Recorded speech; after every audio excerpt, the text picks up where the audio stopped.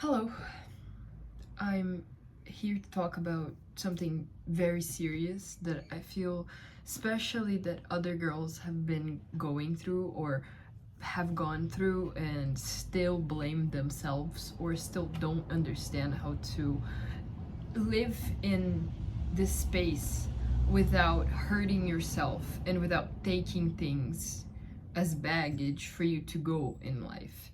And what I'm talking about is working on yourself when you depend on somebody in your household that is toxic, that is abusive, that is harmful, somebody that you live with that drains your energy, somebody that you live with that genuinely makes you feel worried, that whenever you have something that you dream of and something that you want to accomplish, that this person just looks at you and they're like, you can't do this.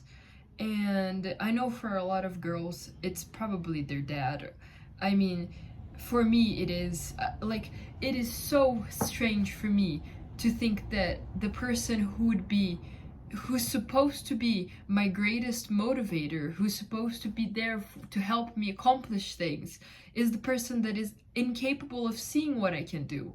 I mean, I I know I am capable of doing great things. I have done and I continue proving myself over and over and over again that I can do great things. And still, when I come home tired because I'm working on myself, like right now, I have spent the entire weekend studying. Like, this isn't just playing around. I don't go out. I know I am a good person. I don't need to reassure anybody around me because I know that in myself that I am good enough. But still, and I know it hurts. I know it hurts when you have done all the things right and then somebody comes in your ear and they're like, "Who do you think you are?" And it is so demotivating because this person, especially when they are in your family or their close friend who you just can't get rid of because you would feel so guilty for getting them out of your life, and most of us can't. If I had the capacity right now for me to pick up all of my things and leave alone, I would. But I have to build myself up because my dad was incapable of generating abundance. My dad, in his time, he had every chance to do whatever he wanted to. He could create anything, generate anything. Instead, he chose to put me, my mom, and my sisters in a situation that just, it's awful. It's awful. I'm the last one. I'm the youngest one. I have to endure this until I can leave. And I know this is going to be hard for me, but there is no other way. So I'm making this video because I want to help others, especially girls who are in this situation, to continue working on yourself. Continue. I got this notebook. I paid for it because he didn't want to. This I paid for. Working. You can accomplish good things. It's not because somebody in your life that is going to be toxic and hurting you, constantly demotivating you, that you have to listen to them. You don't have to. You don't have to. You don't have to take any of this permanently. You don't have to carry this baggage around your whole life thinking, how could I please this person? Because you will never please this person. I will never please him. I will never make him feel like I'm a good daughter because he is an insecure man that is incapable of seeing good things in other people because he failed. And that's what it is.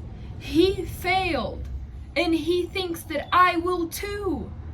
And okay, sometimes I look at these things and I'm thinking, what am I doing wrong? And then at the end of the day, I ask more and more and more of myself until I'm sick, until I'm tired, until I'm exhausted, because I'm always striving for him to see good things in me. I have to live with him. I have to live with him until I'm capable of getting out. And I'm making this video because I want other girls to understand that you need to work on yourself so this pattern doesn't repeat itself. So the cycle of abuse doesn't continue. It ends with you because you know you're good enough. You know you're capable of doing great things. You don't need to prove to anybody because you have proven to yourself. And I know this person, they they continuously try to make you feel insecure. They continue, like my dad is so good at, whenever I'm comfortable, whenever I'm confident, he just takes it down.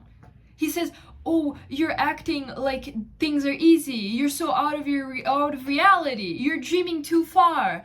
He loves telling me that. He loves to because he is a scared person. He's incapable of seeing that life is not that hard. He's always telling me, oh, you wait until you get in the real world and you're gonna see how it is. Honey, the real world was dealing with him. The real world was me having to grow up quick because I have to deal with somebody like that. And I'm only being able to record this right now because he's not here. My mom is not here. I'm alone. I can say these things openly. I had to learn English because I had to leave. Like, I had to mentally get out of my mother language so I could think in peace, so I could generate that peace for myself. And this is the kind of advice that I tell to people. Like, nobody's going to be able to take knowledge away from you. Nobody. And you can generate so much knowledge by doing small things, like study 1 hour a day, study 30 minutes a day, listen to an audiobook if you can't read one physically. All these things are free. They're free online. I know for the girls, especially the ones that come from a third world country like me, we can't afford things. We can't just magically grab a book that costs hundreds of dollars in our currency, because it's expensive, because it's out of our reality. So that's why I advocate for finding these things for free online, because if it wasn't for them, you have to save yourself, you have to help yourself. If you can't buy something, I always tell people this, if you can't buy it but you need it, then all you have is the word of mouth, and you can say, this book was really good. This book is great. You guys should read this. Like I say, Atomic Habits. It's an amazing book. The Courage to Be Disliked. It's an amazing book. You guys should read it. I couldn't afford one, but I managed to get the knowledge. And it's out there. It's free. You have to work on yourself. You have to study. You have to strive forward, because nobody's going to help us. Nobody. If I stayed with the same mindset that my dad wanted me to foster, I wouldn't be anybody. I would be sad. I would be insecure. I would lack confidence. I would think that I'm the worst person on planet Earth because he's around. Because he constantly tries to drain my energy. And you know what I learned to do? I learned to ignore it. I learned to be okay, that's what you think. Okay, I take it. I just listen to it and I ignore it because I know where he's coming from. And I can't stop him from saying these things. I'm not going to lose the level that I carry myself. I'm not going to disrespect myself by being mean, by arguing, by wasting my energy on somebody that doesn't deserve nothing. None of it. I got a full scholarship to law school. And you know what he told me the day that I got it? That it wasn't real. That I could never get something like that because I was too stupid. He told me that. And he wanted me to believe it. How can... It's insanity. It's absolutely insanity. And I just choose to ignore it. I choose to foster a reality. Like, honey, if he's arguing, I put my headphones in and I just hide that because I can't leave yet. But slowly, I'm saving so I can go. But I'm not going to leave my mom to deal with this alone. No, I want to generate abundance in my life so I can help her too. Because I'm not just trying to get out of the situation and live happily ever after, forgetting what happened to me. No, I want to help other people realize that when you have someone in your environment, it can be a teacher, it can be a friend, it can be people at school, like, oh my God, you have to detach from these situations and just ignore it until it gets to a point, and if it gets there, you can get help. Oh my God, if my dad ever tried to do anything with me, that's why I'm studying law. Oh, I would do whatever I could to make sure he paid for it. Because I cannot allow myself to suffer any longer than I have for the past 19 years at the hands of somebody that has never seen an ounce of greatness in me. And you shouldn't too. If you're younger than me, there is still so much time for us to just learn to love ourselves, because I love myself as so many things that I regret that I've done, and so many things that I wish I could have done when the opportunity was there. I don't act like he does towards me. I'm not negative about it. I'm like, okay, it wasn't meant for me at that time. And I'm like, that's okay. It was not meant for me at that time. It will come later. And it does, and it continues to do. So if you are grateful for the things that you have, you can continue to get more things. You can continue to work on yourself. You want studying, saving money, saving, because I'm 19. I don't need to waste money on things that won't help me at all. This is another piece of great advice. If somebody makes fun of you, and I know this happens especially in the country that I'm from, oh, you don't have an iPhone? Girl, why would I waste money on something that isn't gonna change anything in my life? You can go on and you can pay for that you can't even afford one, because here people paying in installments. You can't even afford it yourself. You spent 1 year to pay for that phone. You could have used this money for so many other things. Like, oh my God, focus on the things that will keep you going forward. Focus on your education, focus on your mental health, and focus on your physical health. Those are the only things you should care about. I don't care. I'm making a video with a hair mask and my skin, which I'm still trying to take care of. It gets bad because of stress. And I don't care. I don't care because I know that things will get better. It doesn't bother me. The physical exterior, I know that I'm not sick, I know that I'm healthy, and that's good enough for me. When I have to be pretty, I don't know, but I'll get there eventually.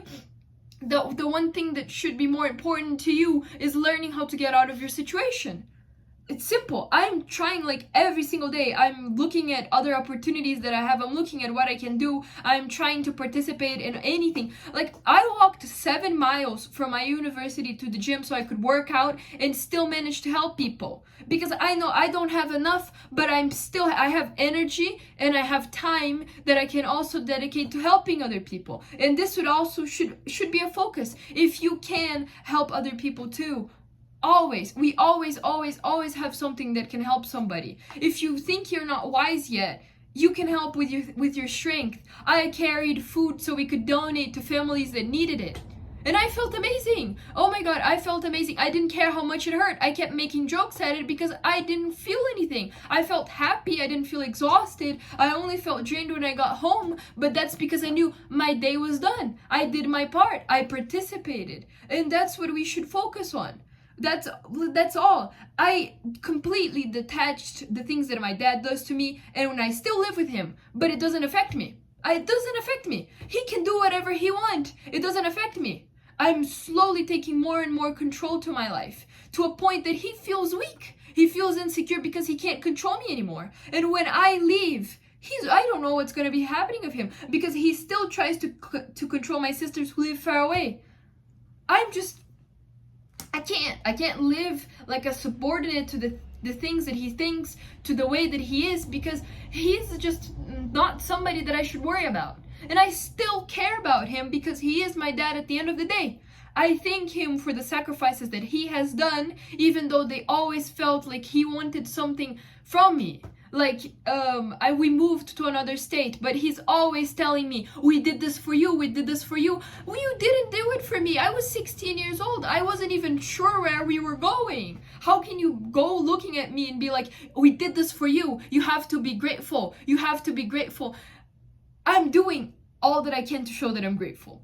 And that's all. That should be the most important thing. If people can't see your worth, if people can't see the effort that you put into things, don't bother it. I look at my mom, I look at my sisters who see the good things that I do, and they cherish me, they celebrate me. And those are the people that I care. Those are the people that I spend time, money, effort on, because those are the people that care about me. Those should be the people that you feel good helping.